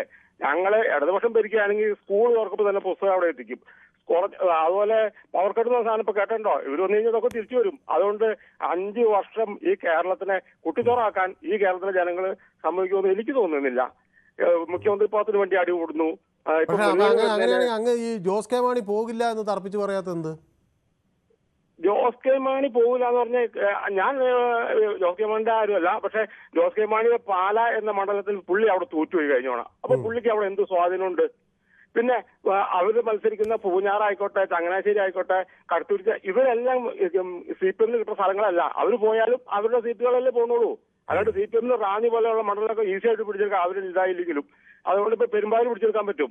ഈ CPM ആൾക്കാരൊന്നും ഇതിപ്പോ ജനങ്ങൾ മാറി വോട്ട് ചെയ്യുക. അവരുടെ മുന്നണിയിൽ ഒരു മാണി പാർട്ടി ഉണ്ടായിട്ടോ എനിക്കിഷ്ടം ഇവിടുന്ന് ഇടതുപക്ഷത്തിന് പോണയാളാ. എനിക്കിഷ്ടം. അതായത് അവിടെ ചെന്ന് കൂടണം. അവരുടെ അവിടെ ചെന്ന് അടി കൂട്ടണമെങ്കിൽ കൂടണം. ഇടതുപക്ഷം ഇവിടെ സ്വതന്ത്രമായിട്ട് താഴെ കടയിൽ സമരം ചെയ്തത് ശക്തി ആർജിച്ചു വരണം. അല്ലാണ്ട് ഈ മുന്നണി ആളില്ലാത്ത പാർട്ടിനെ കൂടുതൽ കയറ്റി നിർത്തി ആകേണ്ട കാര്യമില്ലെന്നാണ് എന്റെ അഭിപ്രായം. ശരി. അപ്പൊ പോയാ പൊക്കോട്ടെ, അതൊന്നും ബാധിക്കില്ല. സർക്കാരിന്റെ നേട്ടങ്ങളും കാര്യങ്ങളും ഒക്കെ പറഞ്ഞുകൊണ്ട് തന്നെ ഈ ജനങ്ങളെ സമീപിക്കാം എന്നാണ് അങ്ങയുടെ നിലപാടല്ലേ? അതെ അതെ, യെസ്, വ്യക്തമാണ്. അപ്പൊ ശ്രീ പ്രസന്നൻ കൂടി എന്നോടൊപ്പം ചേരുന്നത് മാളയിൽ നിന്നാണ്. ശ്രീ പ്രസന്നൻ, നമസ്കാരം സാർ. നമസ്കാരം. ശ്രീ പ്രസന്നൻ വലിയ സന്തോഷവാനാണല്ലോ. എന്തെങ്കിലും ശുഭവാർത്തകൾ കിട്ടിയോ? ഞാൻ പൊതുവെ അത്യാവശ്യം സന്തോഷത്തിലാണ്. അതാ എനിക്ക് ഈ ആളുകളുടെ, ഞാൻ എല്ലാവരുടെയും നമ്മളിപ്പോൾ പലരും തമ്മിൽ കാണാത്തവരാണ്. പക്ഷേ ആളുകളുടെ സംസാരം കേട്ടാൽ അവരുടെ മൂടൊക്കെ എനിക്ക് മനസ്സിലാവും. ചിലപ്പോൾ ദേഷ്യമാണ്. അപ്പോൾ ഇന്ന് ഞാൻ വിചാരിക്കുന്നത് എന്തോ ഒരു സന്തോഷമുള്ള പോലെ തോന്നി. അപ്പോൾ സത്യമാണ്, സന്തോഷമുള്ള എന്തോ കേട്ടിട്ടുണ്ട് അല്ലേ? അല്ല, പ്രത്യേകിച്ച് സന്തോഷം എന്ന് പറഞ്ഞിട്ടുണ്ടെങ്കിൽ ഇപ്പൊ ഒരു കണക്ഷൻ കിട്ടിയാലും ഒരു സന്തോഷമുണ്ട്. അത് ശരി, അതാണ് വിളിച്ചപ്പോ കിട്ടിയല്ലോ. നമുക്ക് അത്യാവശ്യം നമ്മുടെ മനസ്സിൽ തോന്നുന്ന കാര്യം സ്വതന്ത്രമായിട്ട് പറയാനുള്ള ഒരു ഇടം ആണ് ഈ പൊതുവേദി. അതിന്റെ പേരിൽ എനിക്ക് അത്യധികം ആഹ്ലാദമുണ്ട്. ആ സന്തോഷമാണ്. ആ സന്തോഷമാണ്. അപ്പൊ എന്തായാലും ആ സന്തോഷം അത് എന്റെ ഒരു അഭിപ്രായത്തിൽ നമ്മുടെ രാഷ്ട്രീയ പാർട്ടി നേതാക്കള് അവര് ഈ സംസാരിക്കുമ്പോൾ കുറച്ചും കൂടിയൊക്കെ മിതത്വം പാലിക്കണം, സാംസ്കാരികമായിട്ടുള്ള ഒരു സമ്പന്നത വെച്ചു പുലർത്തണം എന്നുള്ള ഒരു അഭിപ്രായമുണ്ട്. ഏത് രാഷ്ട്രീയ പാർട്ടിയുടെ നേതാക്കളായിക്കോട്ടെ. ഇപ്പോ ജോസഫ് പാർട്ടി ആയാലും മാണി പാർട്ടി ആയാലും ഇവരൊക്കെ ഒരു പാർട്ടി ആയിരുന്നവരാണല്ലോ, പിരിഞ്ഞവരാണല്ലോ. ഇപ്പൊ അവരെ ജോസ് കെ മാണിയെ തടഞ്ഞു നിർത്താൻ മാത്രമുള്ള ശക്തി ജോസഫ് ഗ്രൂപ്പിനുണ്ടോന്ന് എനിക്കറിയില്ല. അത്ര ശക്തി ഉണ്ടോന്ന് പിന്നെ അവര് കൂട്ടമായിട്ട് തീരുമാനിച്ച് വേണോ വേണ്ടെന്ന് തീരുമാനിക്കേണ്ട കാര്യമാണ്. ഒരു ഇലക്ഷൻ വരാൻ ഇനി 2-3 മാസം കട്ടിയുള്ളൂ. ഇവരൊക്കെ വായാല നാക്ക് മര്യാദയ്ക്ക് ഏത് പാർട്ടിയുടെ ആയാലോട്ടോ, ഇന്ന പാർട്ടി എന്നല്ല, അവരൊക്കെ അടക്കൊതുക്കും നമ്മളെക്കാൾ വിവരം ഈ ജനങ്ങൾക്കുണ്ടെന്നുള്ള ഒരു ബോധം ഈ രാഷ്ട്രീയ നേതാക്കൾ കാണിക്കുന്നത് നല്ലതാ.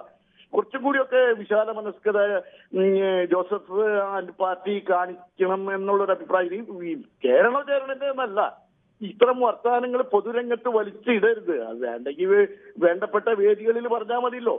ഇപ്പൊ എന്തായാലും ഇപ്പൊ ജോസഫ് ഗ്രൂപ്പിനേക്കാളും മികച്ചു നിൽക്കുന്ന ഒരു ഗ്രൂപ്പാണ് Mani group, Jose K Mani group.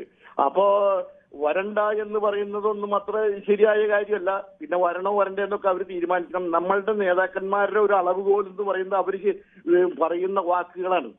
ആ വാക്കുകളാണ് അവർക്ക് മാർക്കിടുന്നത്. അത് ഈ നേതാക്കന്മാർ കണക്കാക്കുന്നത് നല്ലതാണ്. ഏത് ഇതായാലും ഇന്ന് തന്നെ ഇപ്പൊ രമേശ് ചെന്നിത്തലയുടെ ഒരു 10 മാർക്ക് കുറഞ്ഞു. അതായത് ഖച്ചർ പോയത് LDFും BJPയും തമ്മിലുള്ള ഒത്തുകളിയാണെന്ന് ചെന്നിത്തല പരസ്യമായിട്ട് പറഞ്ഞത് അത് ശരിയല്ലാത്ത കാര്യങ്ങൾ ശരിയല്ല. അത് കാരണം ഇപ്പൊ അത് അങ്ങനെ വിശകലനം ചെയ്യാൻ പാടുണ്ടോന്ന് എനിക്കറിയില്ല. അവർക്കിടെ അവരോട് സംസാരിക്കുമ്പോ ശരിയല്ലാത്ത പ്രവണത ഇപ്പൊ അതേസമയം ശശി തരൂര് സമയം കഴിഞ്ഞതുകൊണ്ടാണ് അങ്ങ് പറയുന്നത് വ്യക്തമാണ്. അപ്പോൾ നമ്മുടെ സമയം ഏതാണ്ട് കഴിയാറായി. എനിക്ക് ശ്രീ റഷീദ് കൊയിലാണ്ടി നമ്മുടെ സ്ഥിരം പ്രേക്ഷകനാണ്, അദ്ദേഹത്തിന് UDF കാരനുമാണ്. അപ്പോൾ ശ്രീ റഷീദ് കൊയിലാണ്ടി, ലീഗാണ് വലിയ ശ്രമം നടത്തുന്നത്. ലീഗിനോടാണ് അപ്പു പറയുന്നത് ഇത് നിങ്ങൾക്ക് സീറ്റ് വിട്ടുകൊടുക്കേണ്ടി വരില്ല, കൊടുക്കേണ്ടി വരുന്നത് ഞങ്ങൾക്കാണ്, വെള്ളം കോരിയത് ഞങ്ങളാണ്, വിറക് വെട്ടിയത് ഞങ്ങളാണ്, അധികാരമില്ലാത്തപ്പോൾ കൂടെ നിന്നത് ഞങ്ങളാണ്, അധികാരം വരുമ്പോൾ ഞങ്ങളെ ഒഴിവാക്കാൻ സമ്മതിക്കില്ല. എന്താണ് അങ്ങയുടെ ഒരു നിലപാട്?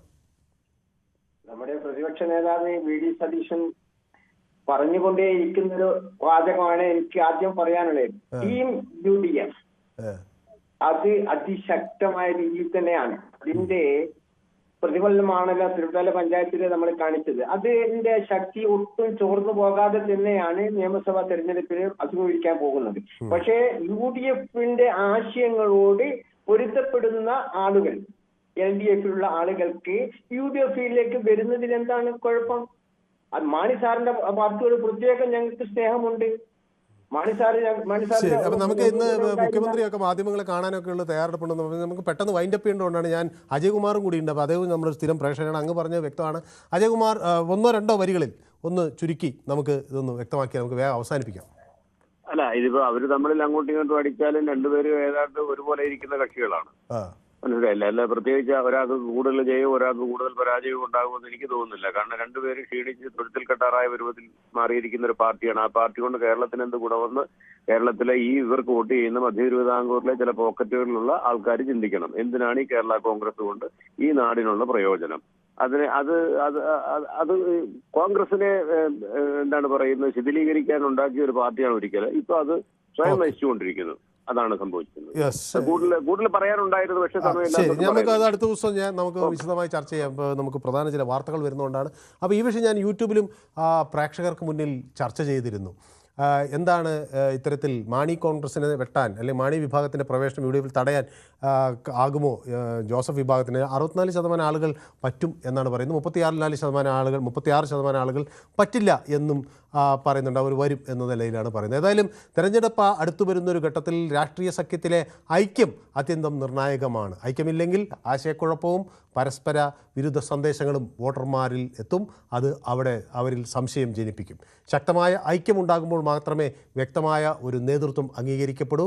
വിശ്വാസം, അതുപോലെ വിജയസാധ്യത, ഇതൊക്കെ മുന്നണിക്ക് ഉറപ്പാക്കേണ്ടി ഇരിക്കുന്നു. സീറ്റ് തർക്കങ്ങളും ആഭ്യന്തര ഭിന്നതകളും പരസ്യമാക്കുന്നത് എതിരാളികൾ ആയുധമാക്കും എന്ന കാര്യം നമുക്കറിയാം. അതിനാൽ തെരഞ്ഞെടുപ്പ് മുന്നിൽ നിൽക്കുമ്പോൾ വ്യക്തിഗത താല്പര്യങ്ങൾക്കപ്പുറം ഒരു പൊതുലക്ഷ്യം മുൻനിർത്തിയ ഐക്യമാണ് സഖ്യങ്ങളുടെ വിജയത്തിൻ്റെ അടിസ്ഥാനം.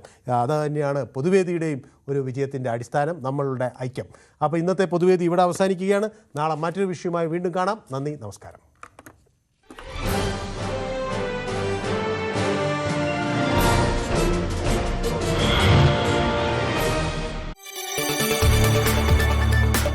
കൂടുതൽ വാർത്തകൾക്ക് News 18 Keralam YouTube channel subscribe ചെയ്യുക.